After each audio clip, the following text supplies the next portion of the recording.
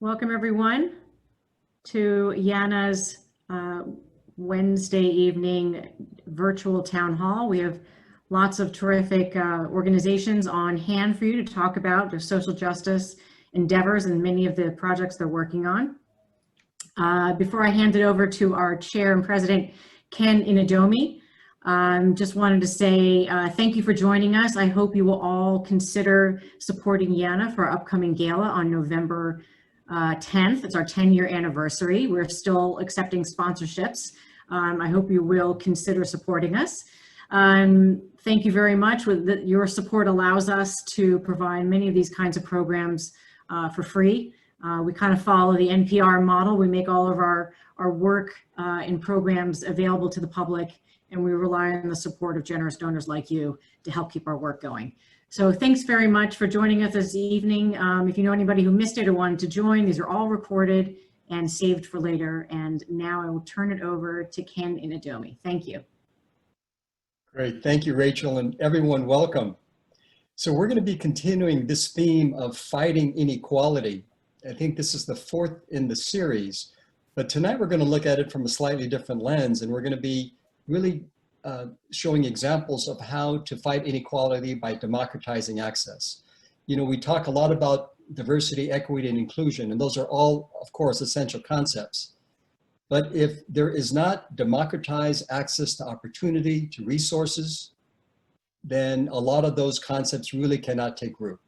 And it's amazing because we've got 4 organizations tonight, all have relations to Yale, either through alums or through students, that are looking at democratizing access, whether it's to healthcare, food, recreational activities, and we're going to be hearing from leaders in those areas. We're going to be kicking off with Tim McChristian. He's Yale class of 77. He's the executive director of the Madison Square Boys and Girls Club, which again provides opportunities, both recreational and leadership opportunities, for vulnerable kids that are typically kids of color that are in a lot of the under-resourced and underserved communities of New York City. After Tim, we're going to be hearing from Sarah Tomita, a former YANA board member who relocated out to the Bay Area. But Sarah is now the head of finance and strategy at Revolution Foods, which is looking at food security and again, democratizing access to fresh and healthy food.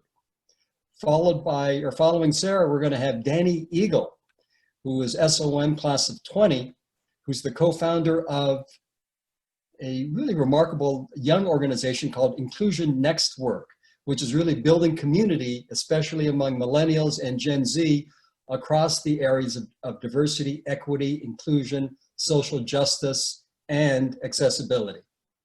And then batting cleanup, we have Hannah Verma. Hannah is the co-founder. She's a rising senior, Yale class of 21. She is the co-founder of TeleHealth Access for Seniors, which during the pandemic found a way to provide tablets to allow high-risk patients to have telemedicine appointments. So again, across the board, we're looking at innovation, we're looking at democratizing access in a lot of the key areas that really drive our society and make this a really just world, especially now during the pandemic. So get ready to be inspired, pull up a chair, grab a drink. We're going to have plenty of time for chat. Each of the speakers will speak for about 10 minutes. Feel free to chat and they'll be picking up questions throughout their talk. Let's lead off now with Tim McChristian. Tim, take it away. Great, thanks Ken, and good afternoon everyone. Thanks for joining. Ken and I actually were at Yale at the same time. He appears to have aged much better than me because I have gray hair and he has hair, so I give him credit for that. But I love the topic of this idea of access to essential resources. And the reason it's such a fascinating topic, obviously, in the environment we're in right now is really having all of us question what's essential. And so I thought the best way for me to discuss with you my view on this is to give you my story of how I got to Yale and what I'm doing now. And I think you'll see the exact examples of the definition of essential really varies on where you are at that time. So for those of you who were not around 50 years ago, like Ken and I, it was not unusual to say an essential resource for those of us who, for those who were aware, was an Ivy League education. And the reason that was essential was there were many corporations, Wall Street and many other top companies who only recruited from certain schools. And what that became was a whole pipeline issue that says if you were not in the pipeline, you really had limited access to a lot of other opportunities. And so in 1963, a program was formed called the A Better Chance Program, the ABC program. Its whole purpose was to get students of color into the prep school pipeline. And people were like, why is that important? Well, it turns out in 1963, they did a survey of the Ivy League schools, particularly Harvard, Yale, and Princeton. They said, where are you getting your incoming freshmen from? They're getting about 40% of their incoming freshmen from 6 prep schools: Andover, Exeter, Choate, Groton, Deerfield, Mount Herman. And so once again, access to essential resources, if you're not in that pipeline, your opportunity to get into the Ivy League schools was limited, and therefore your opportunities to get into Goldman Sachs or other companies was limited. So the ABC program was formed to get students of color into that pipeline, and that's my story. I was able to go to Andover at the age of 14, leaving South Central Los Angeles, where Ken is also from Los Angeles, and went to Andover. And the best example was my senior year in 1973. It was the last all-boys class at Andover before it went co-ed. 240 boys graduated. 44 went to Harvard, 40 went to Yale, 36 went to Princeton. That to me is a great example of access to what was considered an essential resource at that time, an Ivy League education. I'm going to just quickly walk you through where I am today at the other extreme, because now the definition of essential is being challenged by the pandemic we're in. My own story, though, because of the impact of seeing what access can actually do in terms of changing lives and giving exposure to opportunities that kids would not normally have a chance to see, has really made me who I am. So I've been on nonprofit boards for pretty much the entire 35 years that I spent at IBM as a corporate executive, on boards that were focused on giving access to various opportunities, primarily in the areas of education. Boards like the Thurgood Marshall College Fund, USC Business School, where I got my MBA, the United Way, and several other organizations, including the ABC program, where I served on the board for 16 years, vice chairman for 8 years. So that's been my passion. And I knew when I retired from IBM, I wanted to run a nonprofit that was focused also in this space of giving access to underserved communities. But what I've learned, and tomorrow actually is my 3-year anniversary as the executive director at Madison Square Boys and Girls Club, is it all depends on where you are when you define essential. And now there is no better time to talk about that than what we're going through right now with the pandemic. Madison Square Boys and Girls Club is one of the largest, oldest organizations in the country. We've been around since 1884 here in New York City. We're part of the National Boys and Girls Club organization, of which there's 1,300 others around the country. And we offer after-school programs for kindergarten through 12th graders every day from 3 o'clock to 9 o'clock in a variety of areas focused on academic success, good character and citizenship, and healthy lifestyle and choices. And so that's our traditional model. We have about 5,000 members at our 6 locations. We have 3 locations in Brooklyn, in some of the toughest neighborhoods in the city, in the Flatbush area, across from Farragut Housing and Navy Yard, and in Brownsville. We have 2 clubhouses in the Bronx, in South Bronx and Fordham. And then we have a $45 million showcase in Harlem that we just opened up last year, directly across the street from the Polo Ground housing complexes. And we're offering kids a safe place to come after school. And that's what we do. And all that was fine until March 17th, when all hell broke loose and everything shut down. And that's when we started to see what was essential and what wasn't. And so the onslaught of COVID-19 forced us to respond and adapt accordingly, because it exposed all the underlying conditions that make the very foundations of under-resourced neighborhoods so fragile.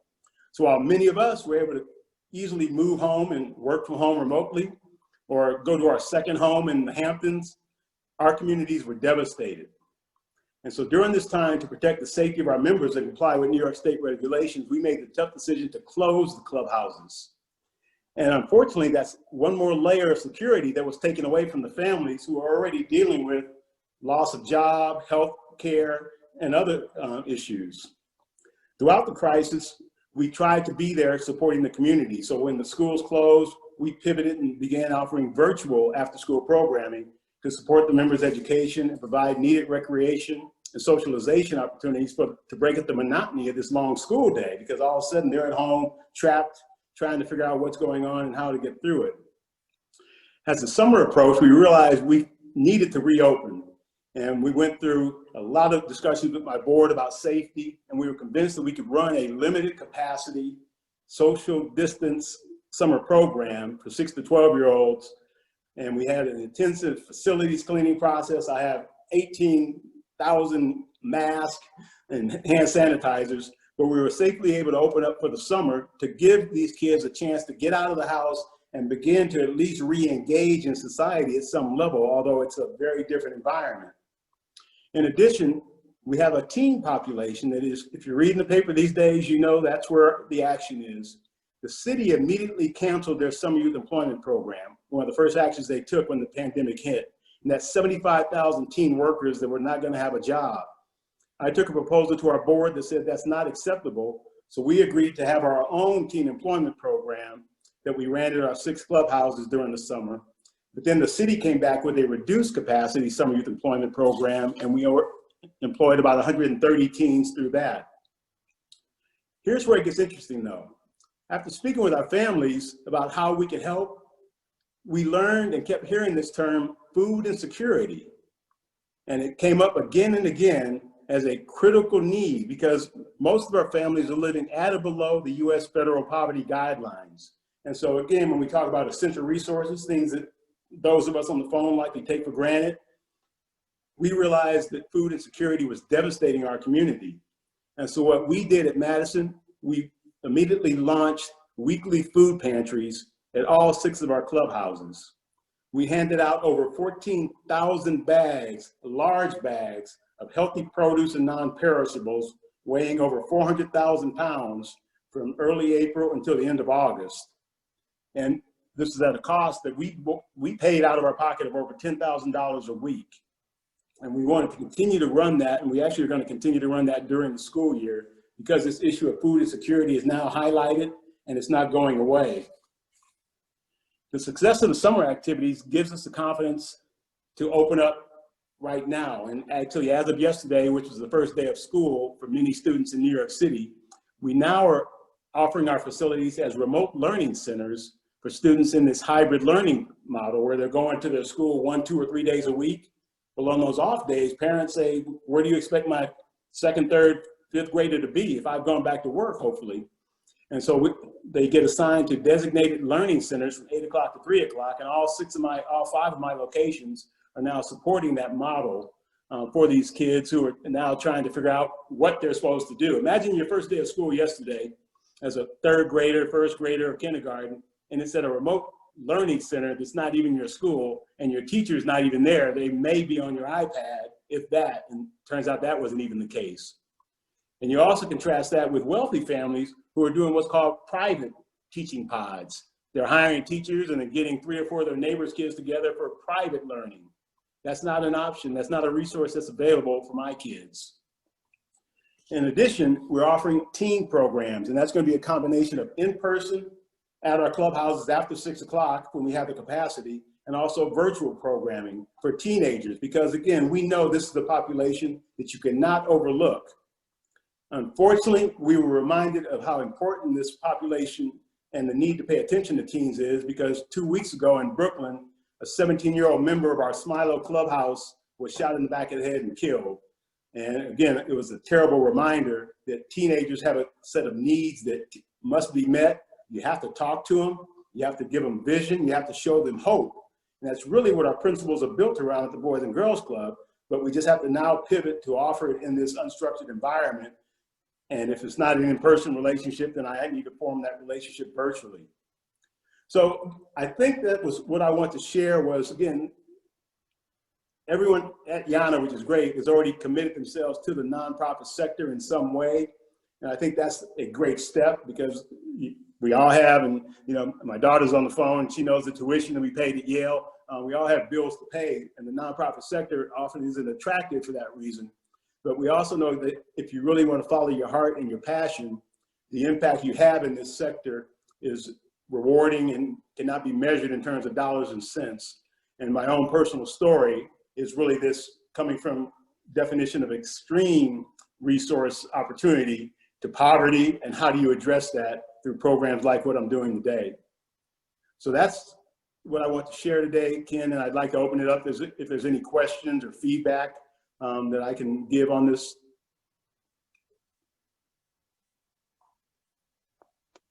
Thank you, Tim. Okay. Beautiful job. Any questions? Allison? Thank you. Tim, so important what you're doing and so moving, and thank you so much. We've been in the city through the whole pandemic, and everything you mentioned just makes me feel like someone's moving mountains and against all odds, so thank you. Question about food insecurity. So we've learned that, you know, starting Tuesday of this week, the community meals, the grab and go food hubs have now been reduced drastically. Yep. It's astonishing. We're talking about, instead of, let's say, for those who may not know, you know, 5, 6, 7 schools where people can go to get meals, there's now one in that same geographic area, and maybe it's open for 2 hours from 3 to 5. What are you doing? What can the rest of us do to meet this absolute crisis that food pantries can't handle alone? There's 2 points. Obviously, one's the public, the other's the private. The city of New York is in crisis fiscally. And so, unfortunately, that's a result of them cutting back on that side. So one thing, obviously, is just keep the pressure on your local school boards and, you know, the local officials on that critical need. On the other side, there are a lot of great private organizations out there trying to address this. In fact, I think Sarah later on from Revolution Foods is in that space, and we're working with a number of other providers who are, again, trying to address this issue. So there's no easy answer other than identify it as a problem and look at who are the local providers in your community that you can support and help them deliver it, because it's not going away. And the need is actually getting worse in our communities because the jobs are not coming back for those in our communities. Again, this is this whole, you know, issue that we now are uncovering, that the jobs that went first are the last ones to come back. And that's really devastating our communities, and food is just one of the byproducts of that devastation. May I ask a quick follow-up to that? Yeah. Thank you. You know, when in a time of crisis, it feels as if sometimes people are on a tightrope between acting very self-protectively, right, for their self-preservation, and acting and having their hearts open up as they realize that our sense of community must be stronger, different than what they ever felt before. How can you help people? What are you doing through your program? And again, how can the rest of us just help people understand? I think the best answer to give is the true one. My staff was not excited about coming back in the summer, because if you remember the environment back in June, this is when New York City said, we're not coming back. The school said, we're not going to open. And yet we said, we want to open. So I had a real sales pitch to my own staff to say, you need to come back in and trust the facilities and maintenance. We had a similar discussion this week coming back. So your heart's got to be in it. It's real easy if you can stay in the Hamptons at your vacation home and dial in remotely. Why wouldn't you want to do that? Unfortunately, we're realizing there's a large community of folks who don't have those options. And so it's for those of us who can have an impact in that area to say, we got to show up. If you have the resources, you're obligated to show up. Thank you. Great. Tim, thank you. Tim, by the way, everyone, I know some people want to get a hold of Tim, and we'll be sharing the contact information for all the panelists. Thanks, Ken. Okay. So thank you so much. Okay, our next topic is food insecurity, food security, Revolution Foods. Sarah will be joined by her colleague, Brian McCorkle. Sarah, please take it away. Awesome. Can everybody hear me? Great. Well, thank you, Ken and Rachel and everybody else. This was kind of very moving for me because I see so many familiar faces, and from YANA, from my time in New York, before I relocated to the Bay Area. So this is a real treat, and thank you so much for having me and letting us feature Revolution Foods, which is a company that I currently work for. Tim, thank you so much for sharing your story as well. I think, you know, certainly echoes a lot of the themes that we've seen at Revolution Foods, where we are fighting inequality and democratizing access with regard to food insecurity. You know, prior to COVID, our business is providing free and reduced lunch to schools nationwide. And we've been doing that since 2006, very successfully across the nation. And when COVID hit, you know, really we saw that as an opportunity to expand access to food. And, you know, I think I'll just share briefly, you know, some of the statistics that I'm sure this group is so familiar with regards to this, you know, ongoing and urgent crisis. We are talking about millions of people who are struggling to pay for food, for housing, for basic needs. You know, a survey says 10% of all adults report that they didn't have enough to eat in the last 7 days. I think that number is probably low. And these figures are even higher for Black and Latino adults.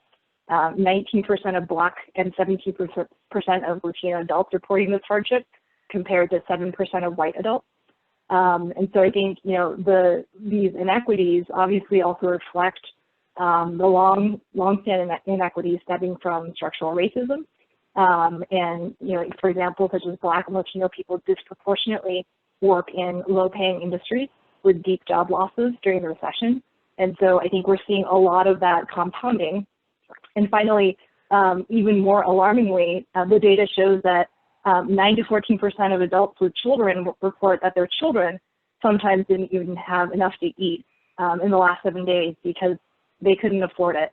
And, you know, children, it's so sad that, you know, if they don't get enough to eat, but also is very concerning because that can lead to worse developmental, health, and even economic outcomes for a long time down the road. And so at Revolution Foods, we are trying to make that better. We serve, you know, 22 million meals to students and schools nationwide, and we've actually really stepped up our efforts during COVID as well to feed adults. We had a very large program with the City of New York that Brian will speak to. And I know we've also been connecting with folks such as Allison, who I know is on today, with regard to how we can help New York City schools, et cetera. So that's briefly what we do. I'm going to turn it over to Brian, my colleague at Revolution Foods. It's a real treat to have him on with us today. He's based in New York as well, and does a lot of work in business development. Is going to tell you a little bit more about Rev Foods before we take questions.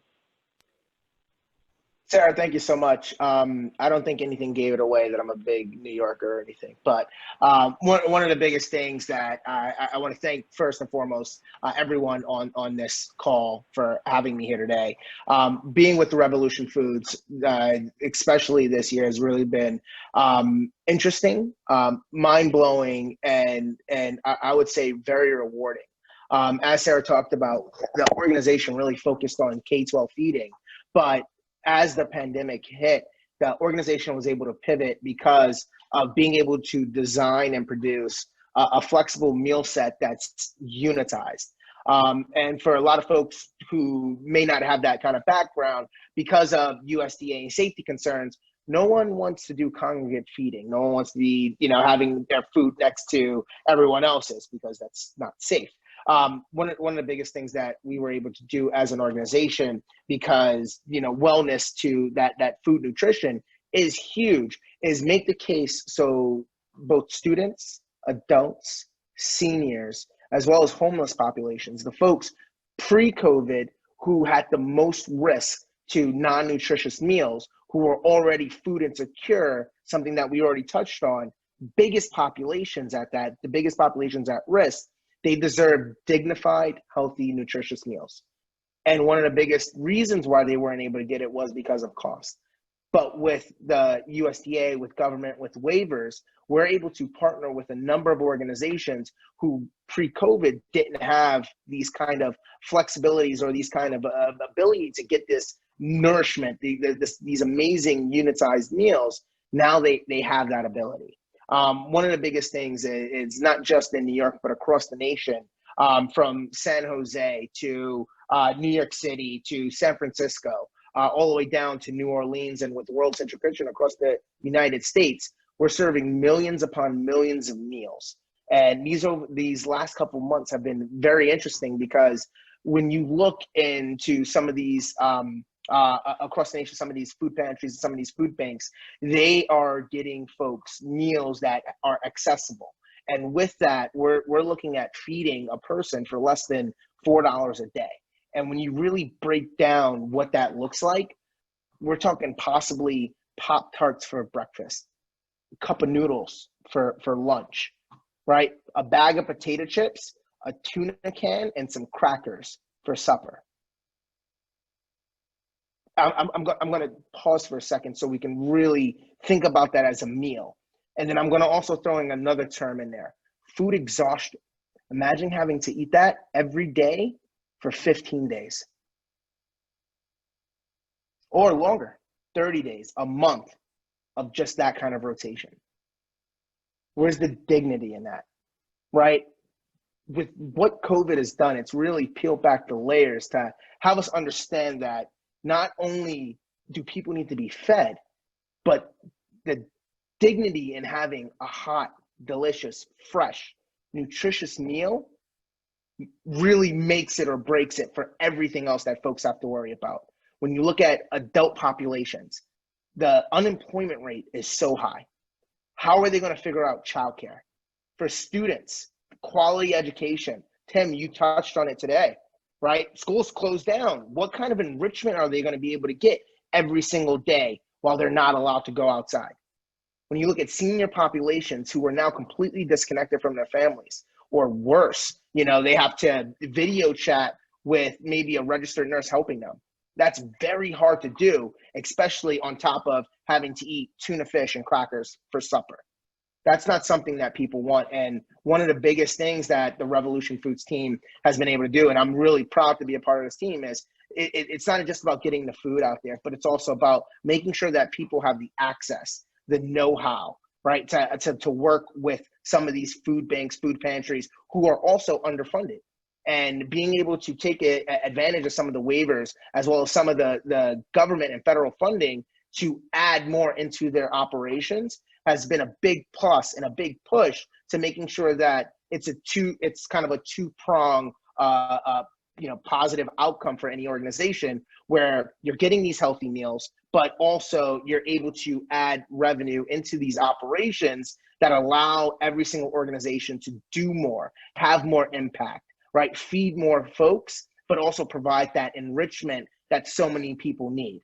And so that's been really big, specifically with the New York City program. I mentioned feeding a couple million meals. With our ability to design different food platforms, our unitized meals came in. We were able to put 3 meals for 3 days all in one box, and then have that be distributed to over 45 different sites in the 5 boroughs, as well as across over 130 sites nationwide, where folks are getting food, both fresh and then also frozen, that they can put in their refrigerator, put either in the microwave or the oven, and it's fresh quality food that was made within a week.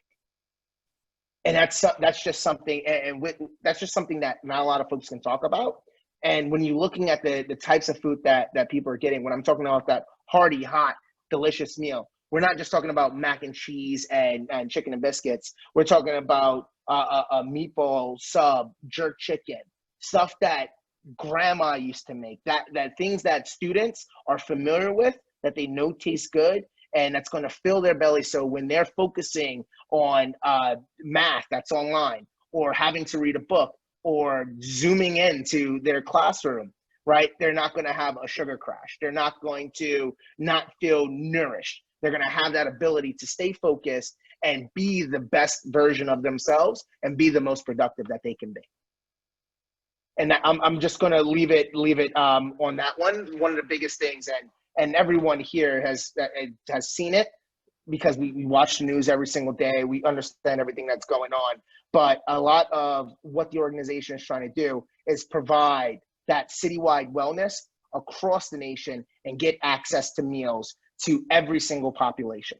And that's one of the biggest things that we're pushing right now. Thank you for having me. Brian and Sarah, thank you. Okay, I know there are a lot of people have questions. This is fascinating. You can either put it in chat or if you can do an unmute. So let me kick something off to Brian and Sarah. I know that Revolution Foods is not a nonprofit. You're a B Corp, which is great. Yes, the social enterprise, yeah. Totally believe in that. Can you just talk about the economics of how it differs or the advantage of being a B Corp doing the work that you're doing? Sure. I'll go briefly, and Brian, if you want to chime in. You know, to me, so I've been at Revolution Foods about 6 months. It feels like a much longer time, but it really is a mission-oriented company, and you know, very much triple bottom line. And where I see, you know, from a B Corp perspective, the influence is really both in the mission of the company and the employees. And we have this core value called care for all, which means we care for our partners, our communities, as well as all of our employees. And I think more tangibly, I think in terms of our investors, we have impact investors who've invested with us. And I think the B Corp certification is certainly very helpful from that perspective. We actually also have a nonprofit 501c3 arm of our company as well. And so we're able to feed through that aspect. So there's kind of multi-pronged ways, but it's been fascinating for me personally as well to be a part of a B Corp company.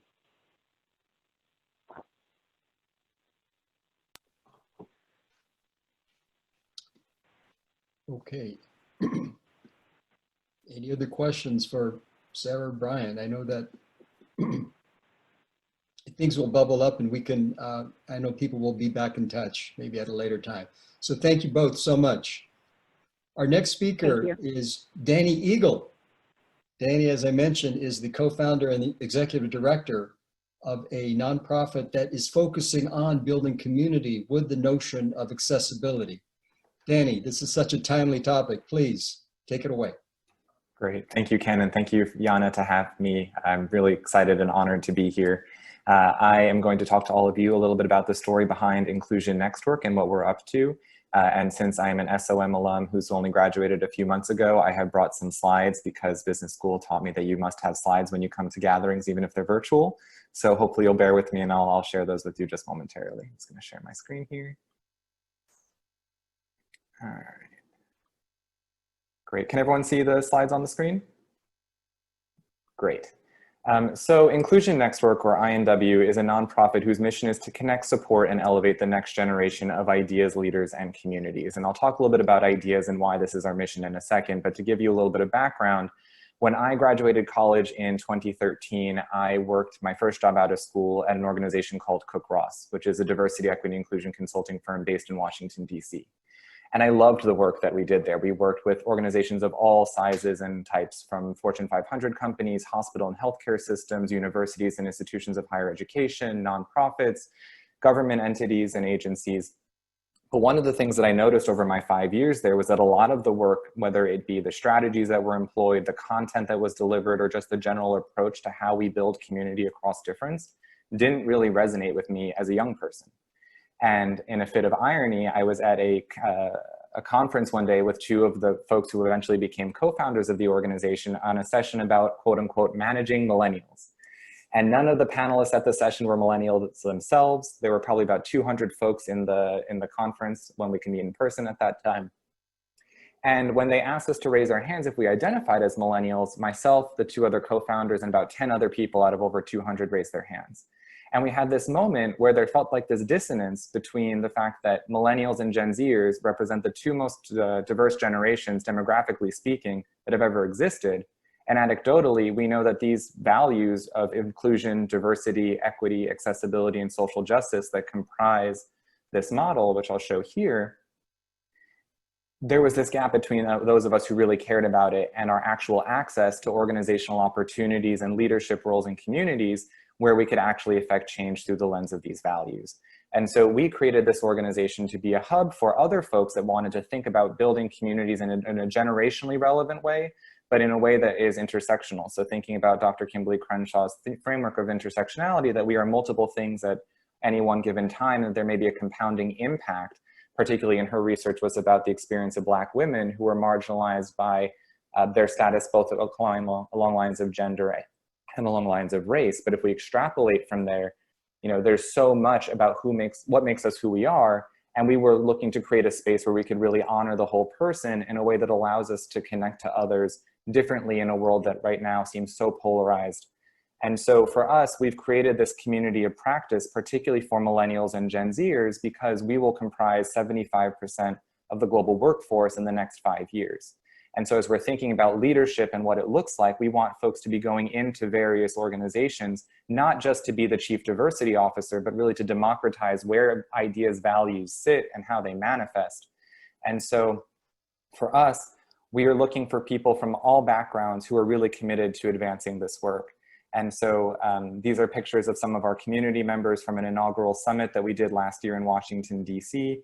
Just expressing sort of what does this framework look like and what does it mean to them, acknowledging that each of the different letters and ideas means different things to different communities. And so part of our work is really grounding folks in a shared understanding of what do these values mean in this particular context, and what are the roles, responsibilities, and ways we're going to work with one another in order to advance them. So to get a little bit more granular and share a bit more about what we actually do, Inclusion NextWork at our heart is an organization that creates community.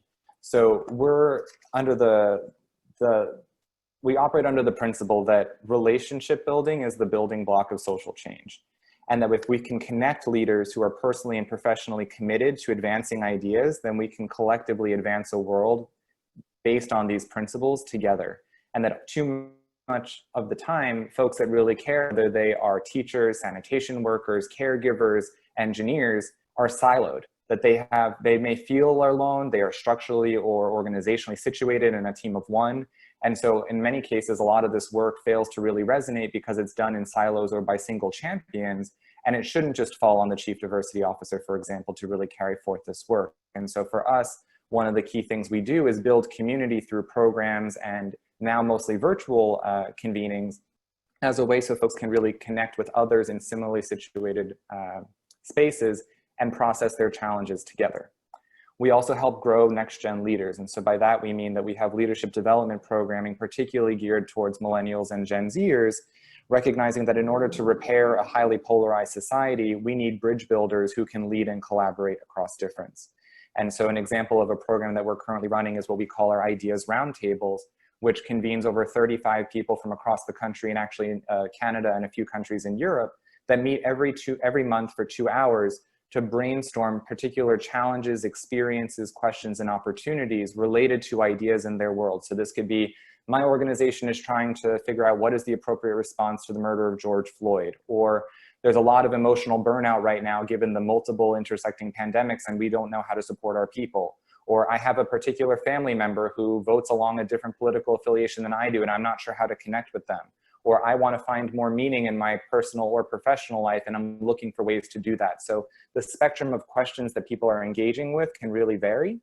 But what's important is that we're giving folks the tools and the opportunities and resources that allow them to build the skills to bring this value set with them wherever they go.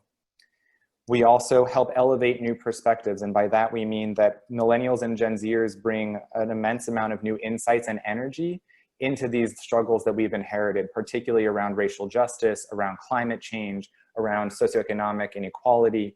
And so through our content development and our research and our speaking opportunities, we will bring folks from various backgrounds and levels of expertise that may not be traditionally recognized to elevate and amplify their voices, and in so doing, help really expand and deepen the way that communities practice these values.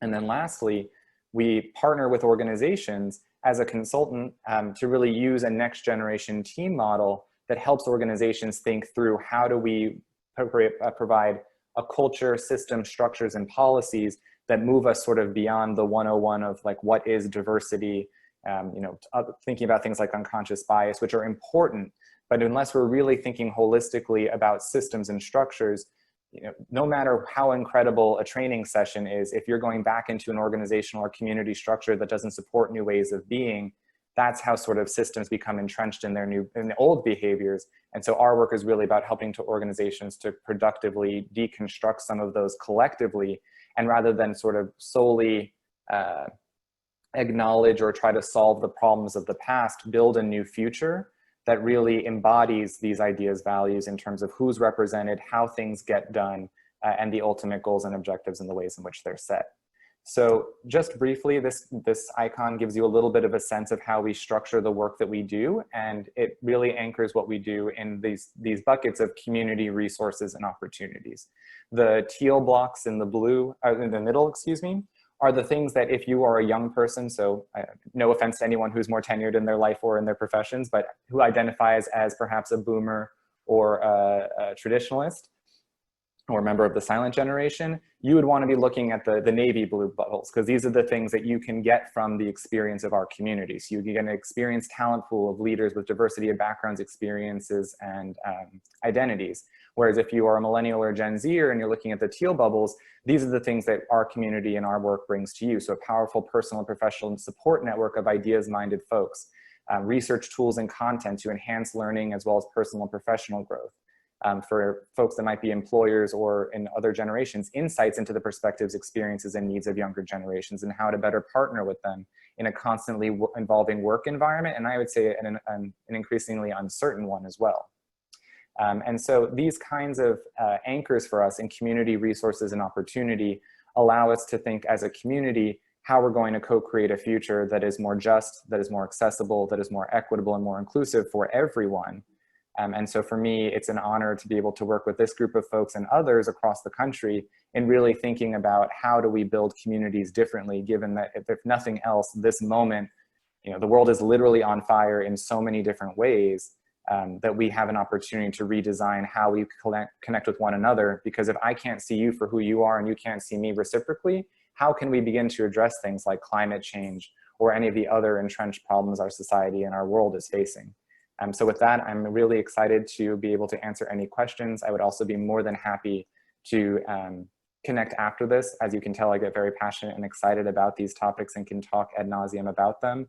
But I also want to acknowledge that I'm certainly not the only holder of these values and that there are many in our community that I'm sure would be very excited to engage with you. I will also, before passing the mic back, just share quickly that every Wednesday from noon Eastern to 1 p.m., we host what we call our weekly plenary, which is an open space to the public. It's freely available, and I'm happy to put the link in the chat for folks to come and sort of just check in with us, to share what's going on in their worlds, and to have a community of people that really can hold space for any kinds of personal, professional, or social challenges that people want to dive into and explore further. So I'd warmly invite you to join us, and I'm again very thankful for the opportunity and time to connect with you here.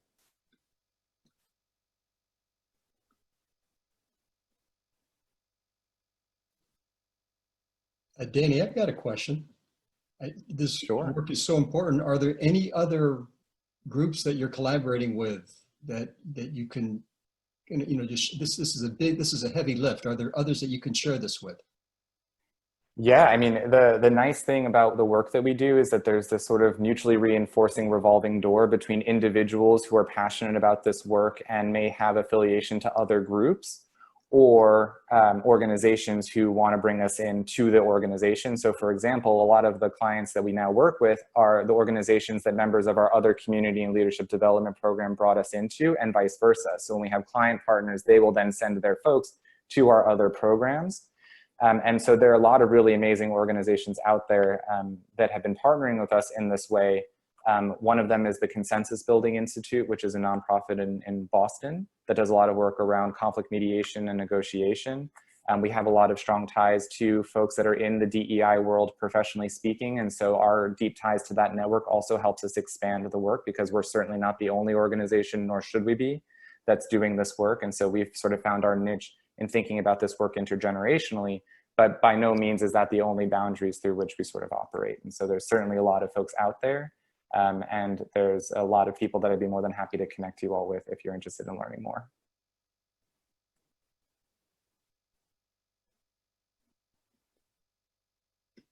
Okay, thank you. If any other questions?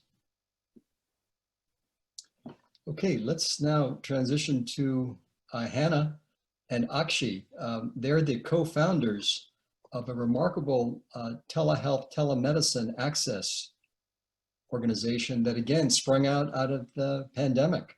They saw a need and they mobilized very quickly to meet that need. Akshi and Hannah, take it away. Yeah, thank you so much for that introduction. So Akshay and I are here today representing TeleHealth Access for Seniors, which is a 501c3 that provides free tablets to elderly and low-income patients for telemedicine as well as to combat isolation. And so Akshay and I are two of the four co-founders. We're both seniors and classmates here at Yale, and we'll kind of talk about who we are, what we do, and why it's impactful.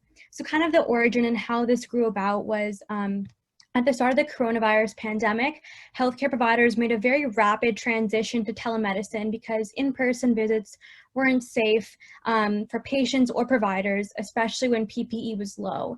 And so this transition highlighted some really key disparities in access to care, particularly for elderly patients and people in rural areas where telemedicine has been an option, but it just hasn't really been used.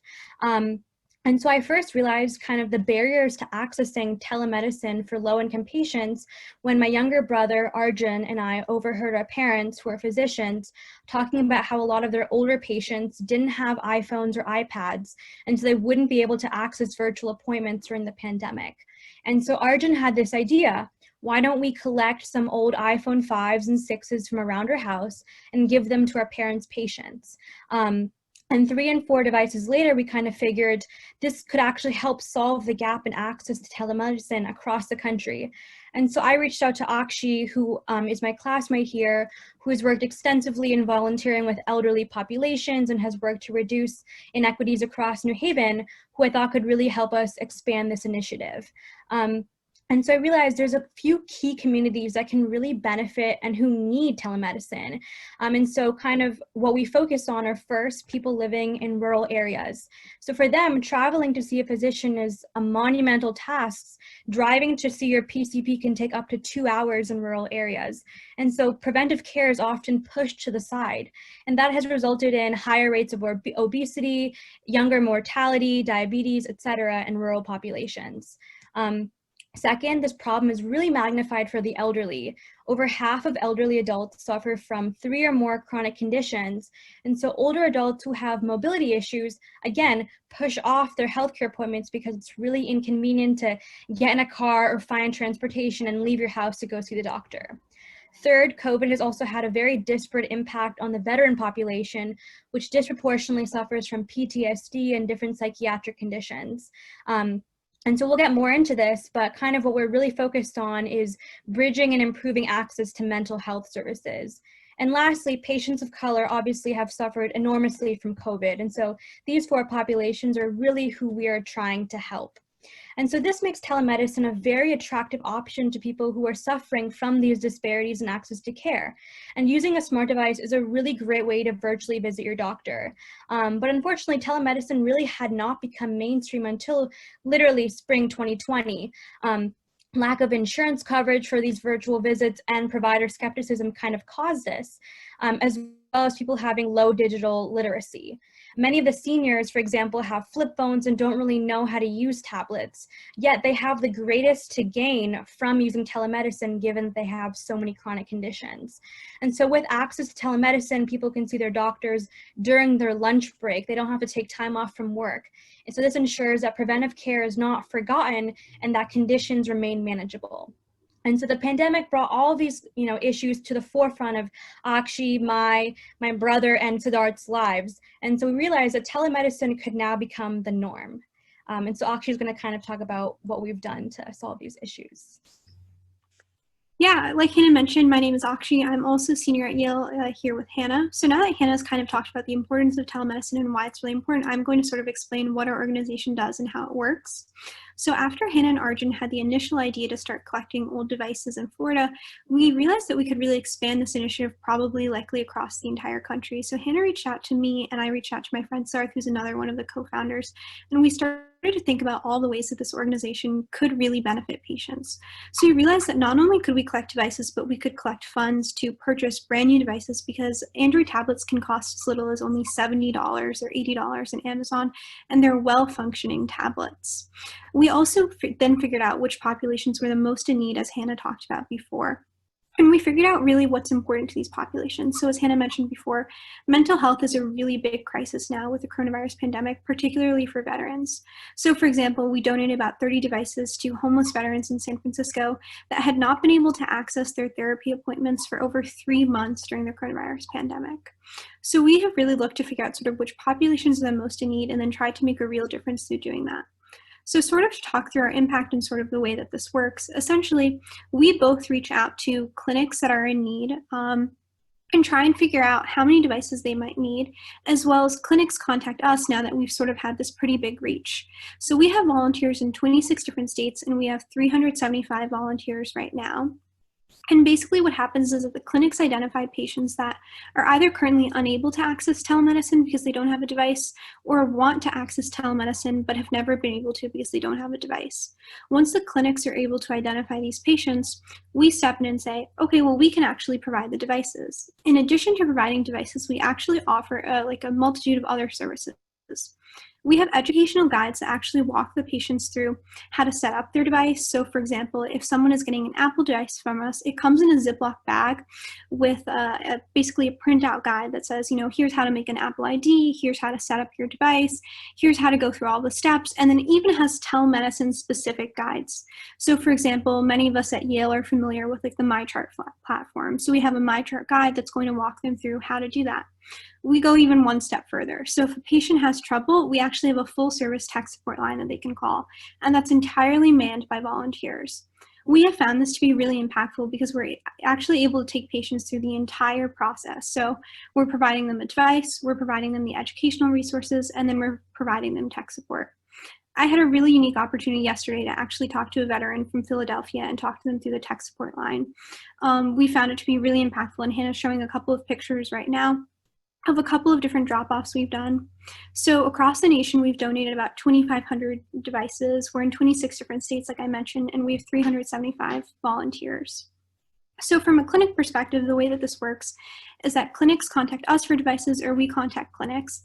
They identify the patients that are in need, and then we quickly mobilize to get those devices. So we mobilize to get those devices through personal channels, like contacting friends and family to see who have devices, and then, through our Yale networks as well, and figuring out how we can get old devices, because many of us have, that old iPhone 4 that is honestly worth like $10 to $15 now if we were to sell it on eBay, for example, but can make a huge, huge difference in a patient's life. So for example, due to changes with COVID, a lot of the laws around HIPAA have changed, and you can actually use FaceTime right now for telemedicine appointments. So the iPhone 4 is actually incredibly useful. So we've been able to make a huge difference through both purchasing devices and collecting devices and then dropping them off. Like I mentioned, we're providing a lot of different support to the patients to be able to do this. A lot of our most impactful experiences, at least for me, have been with some of our community clinics. I'm personally from Connecticut and of course attend school here. One of my most meaningful experiences has been at the Fairhaven Community Health Clinic in New Haven. We've donated over 100 devices there, 90 of which have been brand new devices through grant funding that we've secured and applied to, which has been really exciting for us. You can see in the bottom left of this image, we're actually at the Connecticut Mental Health Center, also in New Haven. So it's been really exciting to make local impacts, but also grand impacts across the country. And these stories from patients, like what we hear from providers, really keeps us motivated, because we hear about patients that have not really had consistent health coverage before, have not been able to see their physicians, but are now able to see their physicians regularly, which can make a really big difference if you have a chronic condition like Hannah mentioned before. Overall, we're really trying to increase patients' access to virtual healthcare, but also trying to really reduce social isolation, because once a patient gets this device, it's not that they're just using it for telemedicine. They're using it to call their friends, their family.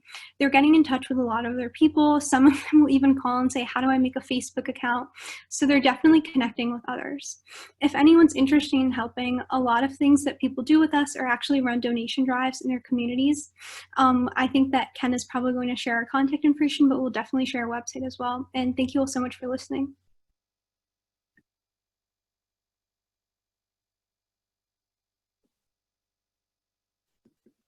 Okay, terrific. Hannah, actually, wonderful. It's remarkable how many Yale-led organizations there have been that were driven by the pandemic. I think we all know about Invisible Hands. Obviously, this is another one. There's the group out in the Bay Area that was started to mobilize help for small businessmen.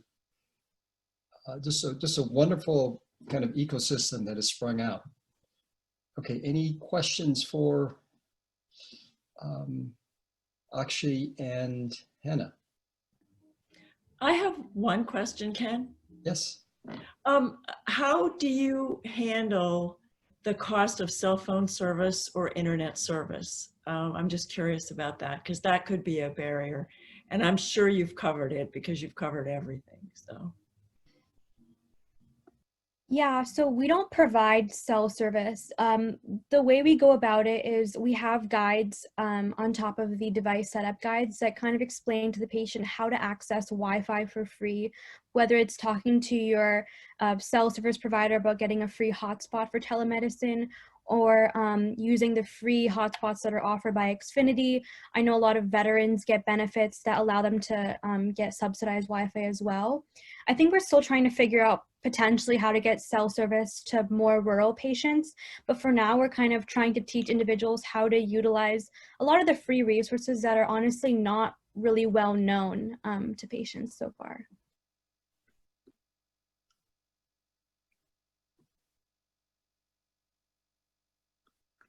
And Allison, regarding your question about the telemedicine and sort of linking up with insurance providers, we have talked a little bit with insurance providers, and they have actually reached out to us to see how we can work together to be able to provide like greater access to telemedicine.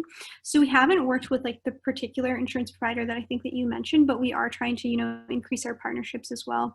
We do get a lot of contacts from like telemedicine companies and insurance companies that are excited about getting devices so that then the patients can access telemedicine.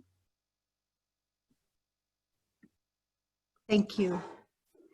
I just have to say, I really appreciate your being there at the point of contact where people have opportunities, right? It's offered for free, but are not connecting for reasons that are, you just have to be there with people. And it's happening to kids in school not connecting to devices, or to Zoom, which has been convoluted here in New York City, or to all these services. That caring has been so undervalued for so long, and it's actually what we need. And I just want to applaud you for stepping in. I'd like to ask both Hannah and Akshay, so you're seniors this year. Obviously, this is taking a lot of time. Do you see the endeavor continuing? Is this going to be something that you're looking to scale with different staff, or, you know, how do you see the sustainability of this really important work? Yeah, I think Akshay and I are both envisioning working for this for the long term. What's been really great about kind of the Yale network is that across the 26 states, I think we have Yaleys who are working on this team in every state. And so it's been really amazing to be able to delegate. We have state leads, we kind of have a hierarchy, we have clinic coordinators, we have like a social media team. And so honestly, being able to work with so many of our Yale classmates as well as meeting new peers has been really amazing in making this a very sustainable and manageable organization. And I think also based on the feedback that we've heard from like patients as well as healthcare providers, this has really kind of illuminated and shed a light on the power of telemedicine and expanding access to care for so many people, and how it is just far more convenient than in-person visits for a lot of cases. And so I think we just view this as something that we're really passionate about and definitely hope to expand and scale up in the future.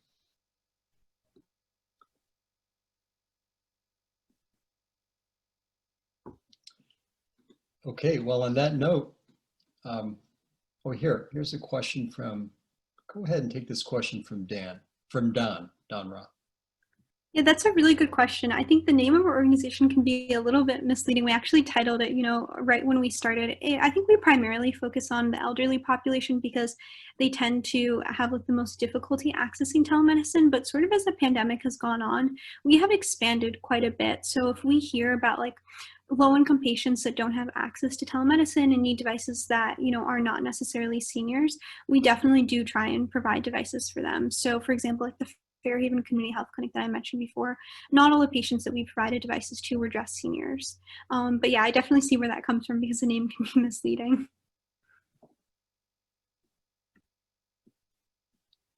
Okay, so on that note, we're just right at the hour. I just want to say thank you to the panelists. You know, it's kind of amazing that we've got Tim, class of 77, and then Akshi and Hannah, class of 21. As my math is correct, that's about a 44, 45-year span. And it just really shows the breadth and the depth of the YANA Social Impact Network with Danny and Sarah in between. So thank you, everyone. We're continuing to build community. As Rachel mentioned, we have our virtual gala coming up November 10th. We're going to have some special guests. I think I don't have to keep it a secret, but Peter Salovey is going to make a cameo, as well as the happiness professor, Laurie Santos, is going to make a cameo as well. So if you need any more information on that, you can find it on our website. Thank you so much. Stay safe, stay well. Have a good evening. Take care. Thank you for having us.